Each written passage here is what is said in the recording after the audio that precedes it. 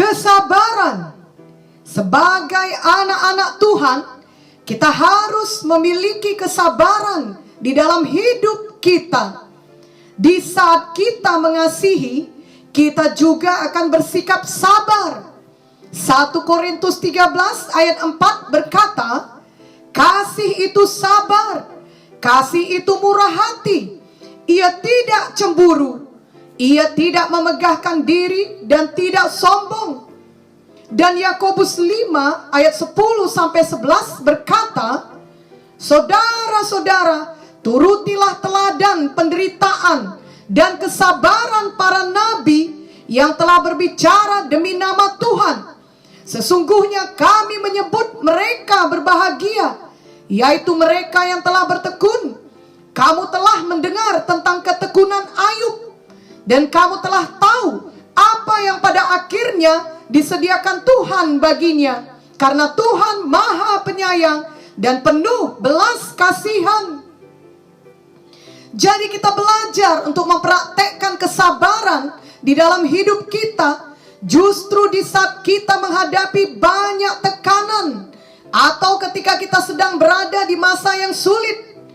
Kesabaran merupakan kualitas yang terlihat dalam diri seseorang yang mau mempertimbangkan semua perkara dengan seksama dan tidak tergesa-gesa menarik kesimpulan atau lekas menghakimi. Jika kita tidak sabar dan kita langsung membuat kesimpulan pada saat semua fakta belum sepenuhnya diperiksa, itu dapat merupakan suatu kebodohan.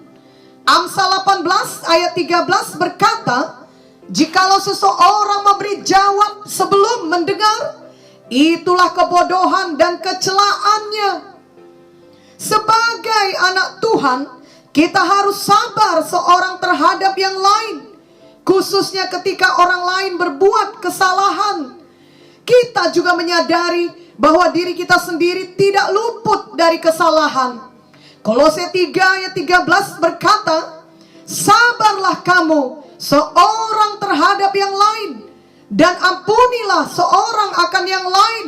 Apabila yang seorang menaruh dendam terhadap yang lain, sama seperti Tuhan telah mengampuni kamu, kamu perbuat jugalah demikian. Mari kita mengampuni, karena kita pun telah diampuni Tuhan. Mari kita mau memaafkan orang lain. Amsal 19 ayat 11 menuliskan, akal budi membuat seseorang panjang sabar, dan orang itu dipuji karena memaafkan pelanggaran. Orang yang sabar adalah orang yang sangat luar biasa. Itu sebabnya Amsal 16 ayat 32 menuliskan, orang yang sabar melebihi seorang pahlawan. Orang yang menguasai dirinya melebihi orang yang merebut kota. Di tahun 2022 ini, biarlah kesabaran kita lebih baik lagi dibanding tahun-tahun sebelumnya.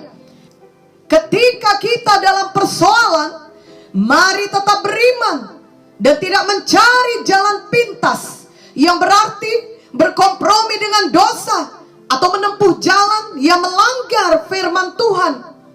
Ketika kita diperlakukan tidak adil, mari kita tetap setia dan bertekun. Ketika kita menderita karena kebenaran, mari kita tetap sabar. Mari kita ikuti teladan Rasul Paulus dalam 1 Korintus 4 ayat 10-13. Kami bodoh oleh karena Kristus, tetapi kamu arif dalam Kristus. Kami lemah, tetapi kamu kuat. Kamu mulia, tetapi kami hina. Sampai pada saat ini kami lapar, haus, telanjang, dipukul, dan hidup mengembara. Kami melakukan pekerjaan tangan yang berat. Kalau kami dimaki, kami memberkati. Kalau kami dianiaya, kami sabar. Kalau kami difitnah, kami tetap menjawab dengan ramah. Kami telah menjadi sama dengan sampah dunia, sama dengan kotoran dari segala sesuatu, sampai pada saat ini. Mungkin jika Rasul Paulus hidup di zaman sekarang, ia tidak akan dikenal sebagai seorang yang sukses karena ia tidak kelihatan kuat, pintar, atau mulia. Justru ia kerap kali dimaki, dianiaya, difitnah, bahkan dianggap sama dengan sampah dunia. Namun kelak di sorga, kelihatannya Rasul Paulus adalah salah satu orang yang paling mulia dan memiliki banyak mahkota dan upah yang kekal dari Tuhan. Rasul Paulus jelas mengajarkan dalam ayat 12 bahwa ketika dianiaya kita sabar. Dalam 2 Timotius 4 ayat 5 tertulis, tetapi kuasailah dirimu dalam segala hal, sabarlah menderita, lakukanlah pekerjaan pemberita Injil, dan tunaikanlah tugas pelayananmu. Selain daripada kita tetap sabar menghadapi semua penderitaan, tekanan, atau persoalan hidup kita, marilah kita juga sabar dalam menantikan janji Tuhan. Tuhan mau menggenapi janjinya dalam hidup kita. Namun bukan kita yang mengatur Tuhan kapan itu semua harus digenapi bagi kita. Seringkali kita berdoa memohon sesuatu kepada Tuhan dan mau Tuhan menjawabnya pada hari itu juga. Kita yang menentukan batas waktunya, dan kita tidak sabar ketika kita melihat bahwa doa atau permohonan kita belum juga dijawab Tuhan. Janganlah kita terus bersikap demikian. Marilah kita sungguh-sungguh percaya bahwa Tuhan dapat melakukan apa saja dan tidak ada yang mustahil bagi Tuhan. Namun kita juga mengingat bahwa Tuhan Maha Tahu, jalannya sempurna, waktunya sempurna, dan jauh lebih baik dari apa yang bisa kita rancangkan bagi hidup kita. Yesaya 55 ayat 8-9 berkata, sebab rancanganku bukanlah rancanganmu, dan jalanmu bukanlah jalanku. Demikianlah firman Tuhan. Seperti tingginya langit dari bumi, demikianlah tingginya jalanku dari jalanmu, dan rancanganku dari rancanganmu. Abraham menanti berpuluh tahun untuk anak yang dijanjikan Tuhan kepadanya.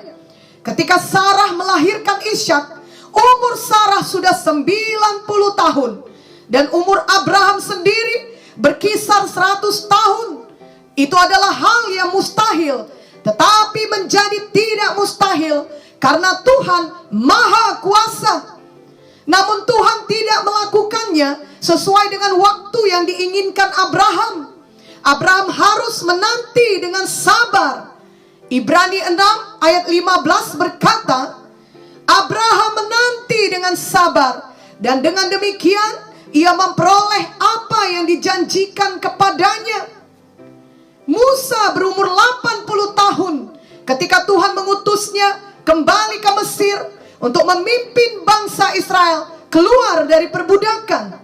Musa pada waktu itu merasa dirinya sudah tidak mampu lagi setelah 40 tahun berada di tanah Midian. Tetapi Tuhan memakai Musa dengan luar biasa, dan akhirnya Musa bertumbuh menjadi orang yang sangat lembut hatinya. Bukan lagi seorang yang cepat naik darah seperti ketika ia membunuh orang Mesir pada masa mudanya. Bilangan 12 ayat 3 menuliskan, adapun Musa ialah seorang yang sangat lembut hatinya, lebih dari setiap manusia yang di atas muka bumi. Mari miliki kesabaran, percaya sepenuhnya kepada waktu Tuhan. Pada waktunya Ia akan menolong kita. Bagian kita adalah tetap beriman dan bersabar. Kita tahu bahwa kesabaran adalah buah roh. Galatia 5 ayat 22-23 dan ayat 25 menuliskan, tetapi buah roh ialah kasih, sukacita, damai sejahtera, kesabaran, kemurahan, kebaikan, kesetiaan, kelemah lembutan, penguasaan diri. Tidak ada hukum yang menentang hal-hal itu. Jikalau kita hidup oleh Roh, baiklah hidup kita juga dipimpin oleh Roh. Jadi marilah kita selalu penuh dengan Roh Kudus, dan biarlah kita tetap dipimpin Roh Kudus dan berjalan seturut firman Tuhan. Kita tidak memakai jalan kita sendiri dan mengusahakan semua dengan cara kita. Tuhan akan mengatur setiap detil kehidupan kita. Tuhan Yesus tidak pernah terlambat dalam menolong kita. Pengkhotbah 3 ayat 11a berkata, Ia membuat segala sesuatu indah pada waktunya. Bahkan Ia memberikan kekekalan dalam hati mereka. Bagian kita tetap percaya dan juga tetap taat sepenuhnya kepada firman Tuhan. Dalam kita tetap percaya dan taat kepada firman, kita semakin memiliki kesabaran setiap harinya. Ingatlah lagu rohani yang berbunyi,